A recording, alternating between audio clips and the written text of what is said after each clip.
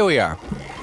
My name is Philip Steir, and I'm sitting here. As you can see, I'm sitting here. The three of us are sitting here. I'm sitting here with Jack Dangers of Beat Manifesto and John Wilson of Beat Manifesto. And we're going to be talking with Jack a little bit about his studio and the music that he makes in the studio. Not that this is the studio. This is just a setup. This isn't real. This has been designed by Interscope Records. I get to keep it afterwards, and I'm very happy about that, but it's not real. This is only a set. This is only a false dimension. As you balsa wood and sticky black plastic. The things you see in front of you are not real. However, they look good for a video, right? Video interview. Yeah, they're propped up with wood, like a ghost town set in a cowboy film. So, Jack, let's talk about your new album. It's an exciting collage of sounds that you wouldn't normally hear on TV.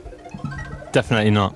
Well, actually, most of it is from TV, so maybe you would have, but in a different context, different frame of mind.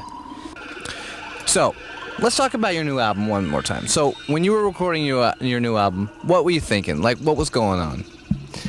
I'm not really sure. You'd have to ask Brian Wilson.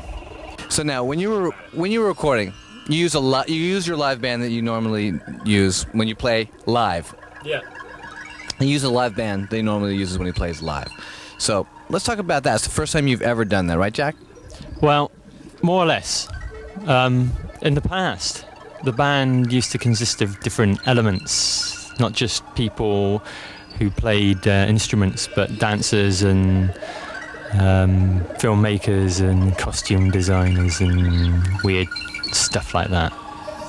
So elements meaning that were not just people, but animal, vegetable, or mineral? Three-dimensional, abstract beings, and they used to help me, but I got over it. And now I work with these musicians in the Bay Area, and Benny Maupin and Patrick Gleason from the Headhunters, Herbie Hancock and the Headhunters fame. Wow. Fame. They participated in the studio sessions, which we recorded at the famed San Francisco recording studio Toast, USA. And yeah, elements like that, mishmashed with stuff in the cardboard studio, all thrown together in a melting pot of abstract diversity, comes out in the end project, as you know, Beat. So you had all these people jamming, then you took it back here and you edited it together, and you did like what you normally do with the Beat record. You sample off records, old records, vintage records. Yeah, and any source really, you know, not just records, but things which which I play and which was, recorded in the studio, and found sounds, television, radio, everything is music. Let me ask you a question, and this is a serious question. How big is your record collection? About 10,000. 10,000 records, really?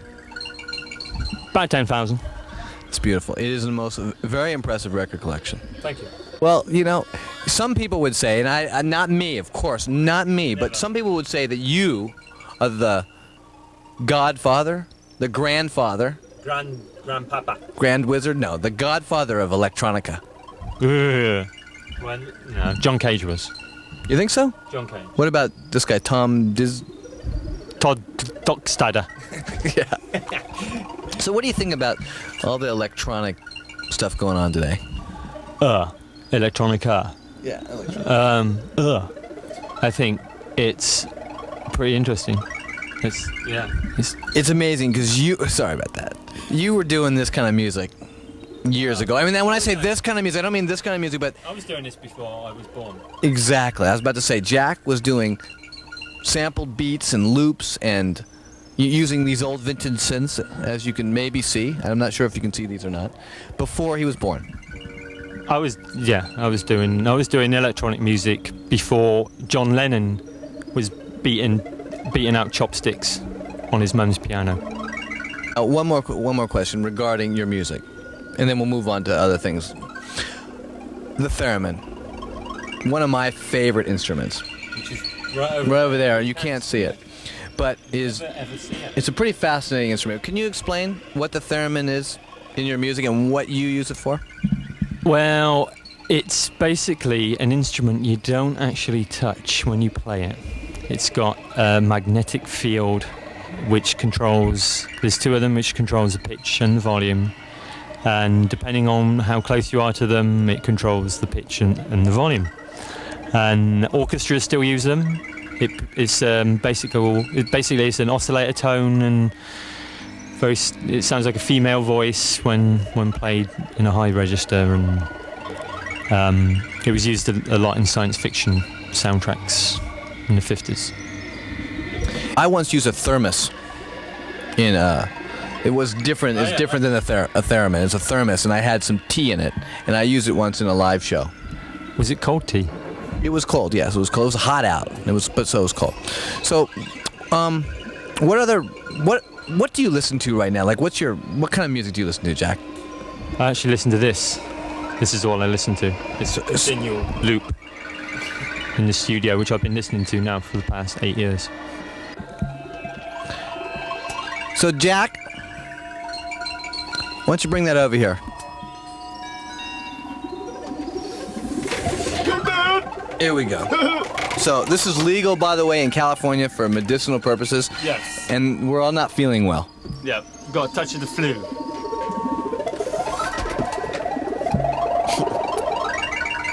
There you go. So do you think you're gonna be touring soon? Next year, definitely. When the album comes out, whenever that'll be, probably, who knows? March, April. They know. You know.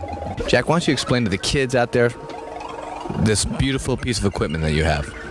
Well, this is a toy I got when I was 6. It was part of the Evel Knievel Grand Canyon stunt kit range. This is a synthesizer the Human League used to own, and they actually did reproduction and travelogue using bits of it, or all of it, at the same time. That's what I thought. Now this one, however, is part of. You could get this with the Easy Bake Oven. All right. I guess that's about it over here. And I want to say goodbye for John Wilson and Jack Dangers and Philip Steir, a.k.a. Fat P, a.k.a. whatever. Good night. Goodbye. Bye.